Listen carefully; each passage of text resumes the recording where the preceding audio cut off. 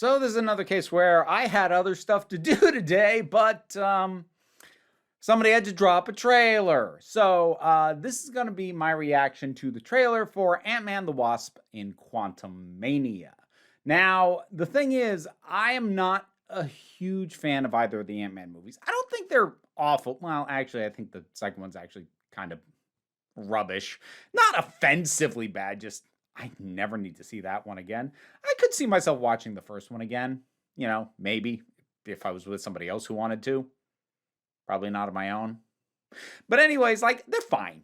They're fine. And actually, I like the character. I like when he's shown up in some of the Avengers stuff, but, these movies haven't really done much for me. I'm still kind of excited about this trailer just because Jonathan Majors as Kang at the end of Loki, I thought was a revelation. I loved him so much in that, and he took a final episode that on paper I should have hated because it was an episode where a villain just walked around an office and explained everything. That's basically the entire episode. And you know what? I was freaking enraptured, and it was because of him. I'd seen him in other stuff before. I'd seen him in Lovecraft Country. It didn't do, the show as a whole didn't do a ton for me, but his performance was fine, but didn't stand out. Here, Now, I'm still as excited as I am a little bit nervous because this is going to be a variant of Kang, which gives license to perform him a little bit differently than how he was performed in Loki. I'm hoping we'll still get some of that same energy that we got from that, but that's enough chatter from me. Let's take a look. I used to ask myself a lot of questions. Scott, you're at ex-con. How are you an Avenger? That doesn't make sense.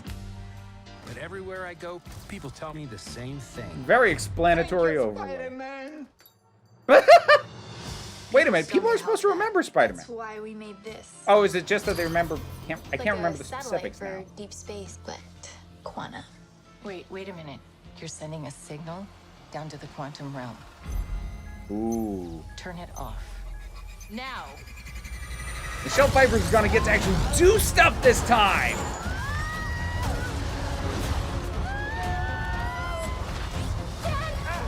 Did she just get sucked into the quantum realm again?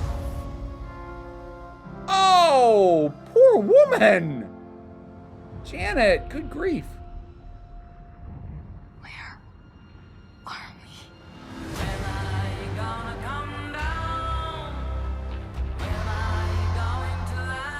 Interesting.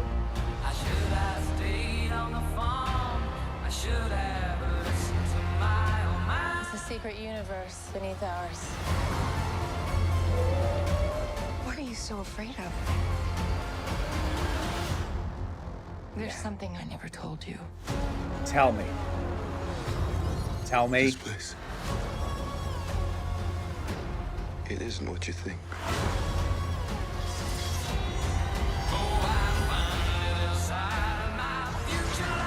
More than that. Come on. I'm here for the weirdness. I can get you home. And give you more time. Where's the but? If you help me. Oh, it's an if, not a but.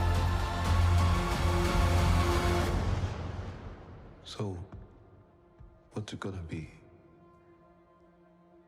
Ant-Man. Oh, I need more than that.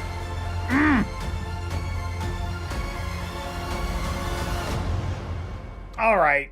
It's just a tiny taste. A tiny taste. I need more. I need more.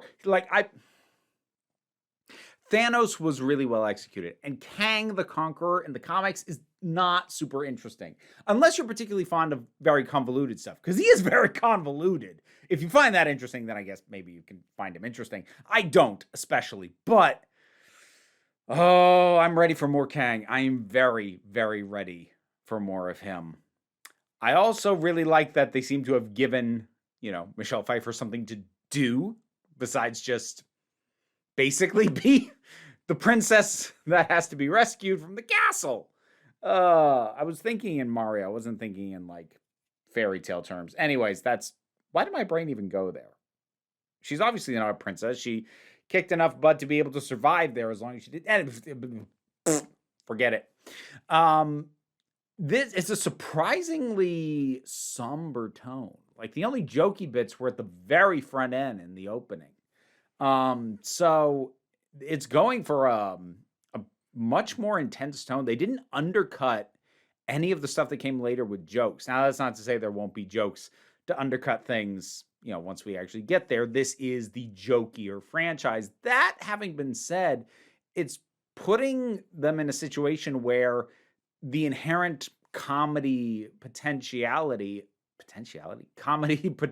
of Ant-Man's power set is severely lessened, because part of what allows for some of the comedic beats in the Ant-Man films has been the contrast of things we're used to seeing a certain size being something different, very large, very small. But you put him in a world that is completely unlike ours, and yeah, sure, he can shrink and grow himself or things around him, but like the novelty of those interactions is lost because we don't recognize a lot of those things. And that would be a good point to pivot to something more serious. Because if you remove him from everyday life, the comedy isn't going to land as much. And I'm sure there'll still be jokes. It's Marvel. There will be jokes. But I like how serious it went for, and I like how weird it looks. Honestly, a lot of the feel of it was more akin to Guardians of the Galaxy, which, since I have no idea when we're going to finally get more of that, yeah, no, I can go with that. I can roll with that. Bill Murray showed up, which I'm not sure. I want to say I would have been excited for that like a couple weeks or a month ago. Less so now. If you don't feel like having a bummed out day, don't look into it. It's not the worst stuff that, a major celebrity has been accused of, but it's not great. But I'm not sure how excited I get for Bill Murray as a presence in general at this point in my life. I don't know. I was excited for him a little bit in Ghostbusters, but that was for the nostalgia kick. I don't know who he's playing in this, but that's a tangent I need to get off. But yeah, I'm oddly excited for this tonally dissident pitch of Ant-Man. God, I've had a long day. I can't think. Ant-Man.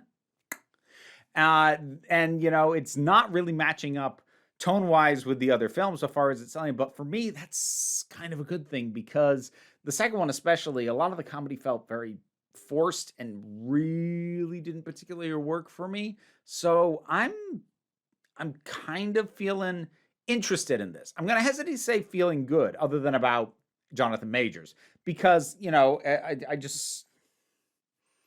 need to see more. I definitely need to see more of him.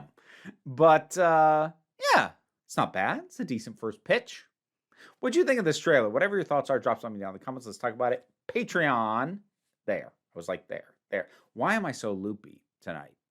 I swear I haven't been drinking. But if you want to support me on Patreon, that's immensely helpful. But even if you can't, like, share, subscribe also help me out. No huge pressure about any of it. We try and take a relaxed attitude around here, so you can just come on back next time you need a break. All right, time to thank my highest supporting patrons: Robin Moore, Zubin Mokfola, Tarak, the thing that goes joint in the anime, Oliver B., Melinda Walters, Emu Delkey, Leotha Boyd, Toy Loli, Becky Sparks, Vernobulax, The Poodle, Zach, Bookworm, Tracy Scrabbit, Angry Casserole, Adam R.D.L. Taylor, Shayla Gourlay, Brendan LaRose, and TT. Thank you for your support. If you want to hear me try and say your name while this little guy tries to chew on my earrings, well, you can check out the Patreon or the support tiers that get you a shout out. Thanks so much. You are a pain in my butt.